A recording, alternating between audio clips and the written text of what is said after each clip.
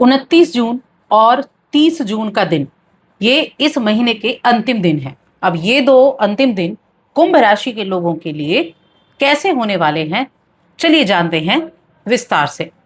अभी जो 29 जून का दिन है, बड़ा ही उत्तम दिन है। पहली चीज, ये सोमवार का दिन है और ये इस ज्येष्ठ मास की पूर्णिमा तिथि भी है। इस दिन चंद्रमा वृश्चिक राशि से निकलकर धनु राशि में प्रवेश कर चुके हैं। वृश्चिक राशि में नीच के माने जाते हैं। अब चंद्रमा धनु राशि में है और पूर्वाषाढ़ा नक्षत्र में। इससे जो योग बन रहे हैं वो शुक्ल नाम का योग बना हुआ है और इस दिन रवि नाम का योग बना हुआ है। अब जो इस महीने का अंतिम दिन है 30 जून का दिन, ये मंगलवार का दिन है। कृष्ण पक्ष की प्रतिपदा तिथि रहेगी। चंद्रमा धनु राशि, पूर्वाषाढ़ा नक्षत्र और योग जो बनाएंगे वो ब्रह्म नाम का योग बनाएंगे, इंद्र नाम का योग बनाएंगे। अब ये हो गई इन 2 दिनों की ग्रहों की स्थिति। अब इन 2 दिनों में क्या कुछ चीजें आपके लिए अच्छी रहेंगी, किन चीजों में ध्यान रखना है और इस पूर्णिमा का आप कैसे पूरी तरीके से यानी पूर्ण रूप से लाभ उठा सकते हैं, चलिए जानते हैं।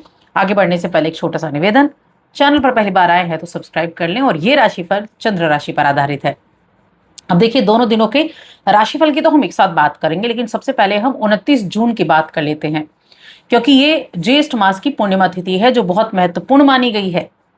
इस दिन माँ लक्ष्मी की पूजा की जाती है, चंद्रदेव को अर्घ्य दिया जाता है, बहुत ही श्रेष्ठ माना जाता है।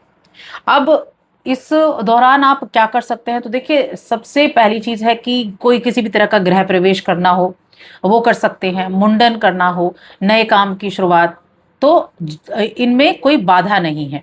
जप तप पूजा पाठ किसी भी तरह का, ये सभी चीजें आपके लिए अच्छी रहेंगी। दान धर्म के लिए तो ये दिन बहुत ही शुभ माना गया है। तो आपको क्या करना है, सुबह स्नान आदि करने के बाद में भगवान विष्णु माँ लक्ष्मी की विधिवत पूजा करें। हो सके तो सत्यनारायण कथा का पाठ करें, बहुत ही शुभ माना गया है इस दिन सत्यनारायण कथा का पाठ करना। प्रत्येक पूर्णिमा के दिन अगर आप करते हैं तो उसका अलग ही बेनिफिट आपको देखने को मिलता है। रात्रि के समय चंद्रमा को कच्चा दूध और गंगा जल डाल के अर्घ्य दें, इससे मानसिक तनाव दूर होता है, सुख शांति रहती है। जो मेंटली बहुत ज्यादा डिस्टर्ब रहता है ना, उनके लिए बहुत अच्छा रहता है। और साथ में माँ लक्ष्मी की आराधना जब आप करते हैं तो माँ लक्ष्मी का आशीर्वाद आपको प्राप्त होता है। खीर थोड़ी सी बनाएं और खीर का भोग आप इस दिन लगा सकते हैं। तो ये तो हो गई है हमारी पूर्णिमा की बात। अब हम राशिफल के बारे में जानेंगे। तो चंद्रमा कहाँ है, चंद्रमा है न आपके जो धनु राशि है, धनु राशि में है। धनु राशि यानी कि आपके 11वें घर में है।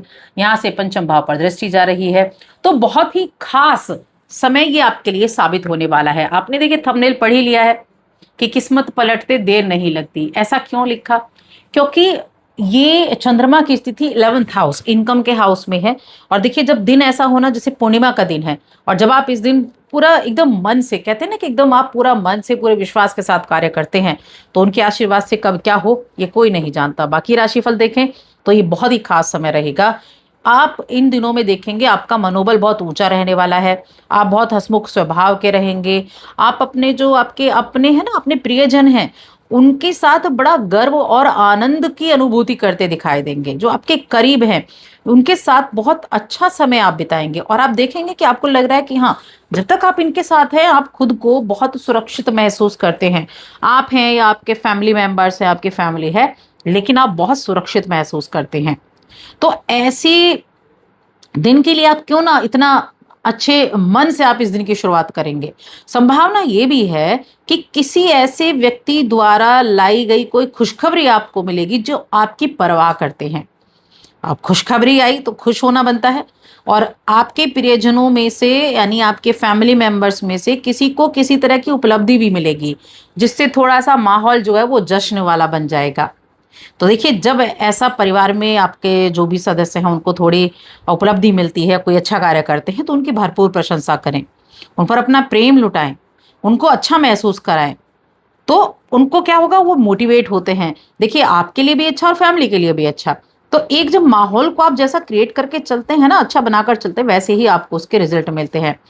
बिजनेस की बात करते हैं। बिजनेस करने वाले जातकों के लिए ये समय कठिन दौर जिनका चल रहा है, आपके मन में कहीं ना कहीं ऐसा आएगा कि क्यों ना किसी को पार्टनर बना लिया जाए, यानी एक अच्छा भागीदार आप चुनने की कोशिश कर सकते हैं। आपके मन में ये बातें रह सकती हैं, थोड़ा सा भ्रम की स्थिति तो रहेगी, लेकिन जहां आप सोचेंगे कि हाँ भागीदार लाएं, साथ में ये भी रहेगा कि वो सही होगा या नहीं होगा, तो थोड़ा सोच विचार करके इसका डिसीजन आपको लेना है। क्योंकि जब आप कोई भागीदार जोड़ते हैं तो वहां कहीं ना कहीं चीजें एक बराबर हिस्सों में बढ़ जाती हैं। टेंशन है तो वो 2 जगह हो जाएगी, लेकिन साथ में प्रॉफिट है तो वो भी 2 जगह हो जाएगा, लेकिन आपकी टेंशन भी कम होगी। तो ये चीजें आपके लिए अच्छी दिखाई दे रही हैं। अब अगर मैं शेयर मार्केट की बात करूं तो शेयर मार्केट में अगर आप कुछ निवेश कर रहे हैं तो अच्छा लाभदायक रहेगा। बाकी दिनों से ज्यादा लाभदायक समय ये 2 दिनों में बना हुआ है, सोमवार और मंगलवार के दिन। इसीलिए इस समय अच्छे से चीज़ों का इस्तेमाल करें, बुद्धि का इस्तेमाल अच्छे से कर पाएंगे। मेहनती आप हैं ही, अपनी जो काम काज है उसमें मेहनत आप करते ही हैं, तो कामयाबी मिलने के चांसेस आपको काफ़ी ज़्यादा बने हुए हैं।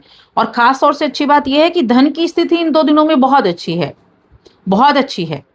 थोड़ा ऐसा लगेगा आपको जैसे कोई दोस्त ना आपके सामने थोड़ी बेरुखी जाहिर कर रहा है, तो ऐसे में खुद को शांत रखें, परेशान ना हो, शांत रखें। पैसे आने का अच्छा योग है, कोई अज्ञात स्रोत से भी पैसा आने का योग है, जिससे आप कई तरह की परेशानी को दूर कर पाएंगे। और देखिए आप जो इस राशि के स्टूडेंट्स हैं उनकी मैं बात करूं तो वो अपने काम को, किसी भी काम को कल पर ना टालें, ये ध्यान रखें। जब भी आपको खाली समय मिले अपने काम को पूरा कर लें। ऐसा करना आपके लिए बड़ा हितकारी रहेगा। आपको या आपके जीवन साथी को इस दौरान एक दूसरे का ख्याल भी रखना है। एक दूसरे का ख्याल रखेंगे तो समय काफी अनुकूल आपके लिए रहेगा। आपको लगेगा कि हाँ, जीवन ऐसा होना चाहिए। भावनाओं में बहने का दिन आप कह सकते हैं। बेहिचक अपने दिल की बातों को, अपने दिल की चाहतों को अपने साथी से कह डालें, क्योंकि समय है कि आप अपने दिल की बातों को निकालें उनके सामने। इससे आपका रिश्ता मजबूत होता है। जो थोड़ी बहुत एक नेगेटिव जो चीज़ें आ जाती हैं उनको दूर करने का मौका आपको मिलता है। तो इसलिए चीज़ों को आप अपने अंदर रखने की बजाय बाहर उनको निकालने की कोशिश आपको करनी है। प्रेम मोहब्बत के नज़रिए से ये समय काफ़ी अच्छा है। और देखिए कोई नया प्रोजेक्ट आप शुरू कर सकते हैं जो पूरे परिवार के लिए समृद्धि लेकर आएगा। इसीलिए तो किस्मत पलटते देर नहीं लगती। आप सोचते हैं आप किसी प्रोजेक्ट पर काम करना चाहते हैं, कोई ऐसा कार्य आपने सोच कर रखा है, लेकिन हम कर नहीं पाते, मन में बहुत सारी दुविधा होती है, करें कि ना करें। तो मैं कहती हूँ आप इस प्रोजेक्ट पर काम करना शुरू करें। आप देखेंगे कि आपके इसी काम की वजह से आप अपने जीवन में, अपने परिवार में सुख समृद्धि लेकर आएंगे। बहुत अच्छा दिन है ये आपके लिए काम को शुरू करने के लिए।